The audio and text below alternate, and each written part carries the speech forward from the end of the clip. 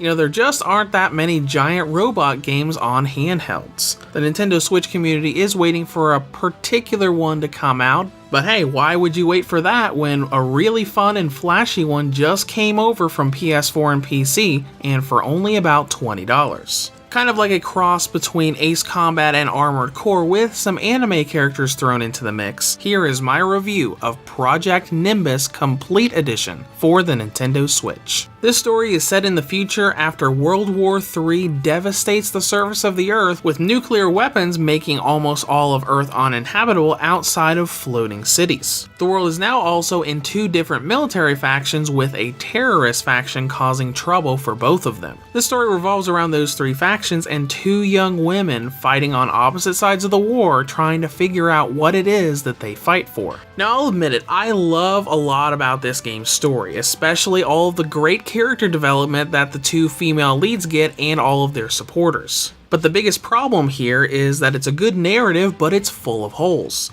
You see a bunch of really big things happen at the end of a mission, but you don't get to see how any of those big events get resolved. When you go into the next mission, it completely skips it to the next mission, not even touching on what actually happened during all of those big events.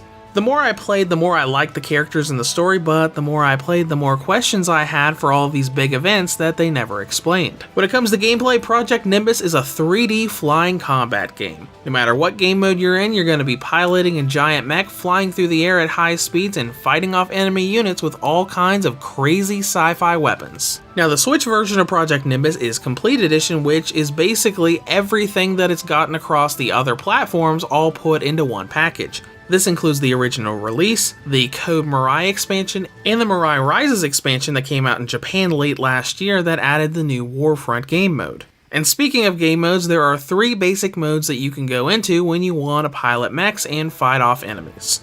You've got campaign mode that lets you play through the game's story, then you've got survival mode and Warfront mode when you want to fight endless waves of enemies or go through endless missions. Of course, the campaign is the biggest part of the game because it's the part that got updated several times since the original PC release through the different expansions. You got 4 chapters to go through, each with several missions apiece that allow you to go through audio logs to get more of the game's story and fight with different mech suits, essentially preparing you for the roster you can choose from in the other game modes. But the real fun begins once you start a mission and get in your mech suit. I view these games' missions as a kind of cross between Ace Combat and Armored Core or even Zone of the Enders. You're constantly flying your mech around attacking enemies around you, but you have a lot of maneuverability and mission restraints that really have that Ace Combat feel, particularly 2 missions that have altitude restraints to avoid long-range weapons and remaining stealthy. Now, when we get into combat, every mech suit is equipped with at least 2 different weapons that you can use pretty much infinitely against all of the enemies in the area. These weapons can range from machine guns and missile launchers to particle cannons and personal shields. They do have limited clip sizes, so you can only use them so long before they have to take a few seconds to reload, but the combat actually flows really well. You've got booster rockets so you can strafe and fly around enemies at top speeds while you're attacking them, and when the weapon you're using needs to reload, you can hold down the trigger button and just tap one of the D-pad buttons and the next weapon will come up and immediately start firing together. This results in a very fast-paced and very fun experience. It's really exhilarating to fly around shooting all these sci-fi weapons, along with seeing the massive explosions that come from taking down big cruise ships.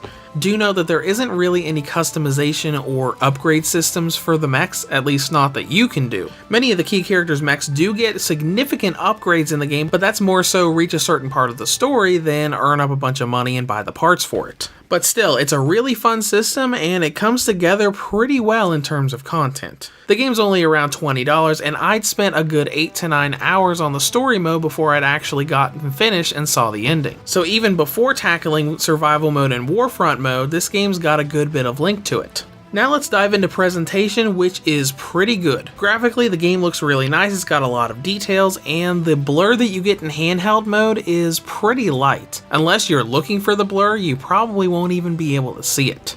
But the audio does have one thing wrong with it. In some of the audio logs that you can listen to before story missions, a lot of the dialogue will sound a little distorted, kind of like when you speak or record too loudly into a microphone. This doesn't happen too often in missions or in the later chapters of the story, but in Act 1 and Act 2 I noticed it quite a lot. When it comes to performance, it's mostly good. The frame rate is buttery smooth, and I never saw any frame drops across the entire story campaign in both docked and handheld mode. But the game does have a tendency to temporarily let you clip through objects and get trapped within them. This only happened in a couple different story missions, but almost every time I did those story missions when I was riding the wall of a mountain, I would slip inside that mountain and not be able to get back out. Now let's get out of performance and into battery life, which is pretty standard. Project Nimbus has a battery range of 2 hours and 37 minutes on high settings, up to 3 hours and 14 minutes on low settings. Now in conclusion, this game is fast, flashy, and a whole lot of fun, whether you're a fan of flying sims or just a fan of giant robots. Now the downside, the story is brought down by the holes in its narrative, and it's got some audio and clipping issues that bring down the experience a little further. But if you can avoid walls in those clipping stages, this is a thrilling action game that got more addicting for me the more I played it. Reviews to Go rates Project Nimbus Complete Edition for the Nintendo Switch a 7.5 out of 10. If you have any comments or questions, feel free to leave them below. Thanks for watching and have a great day.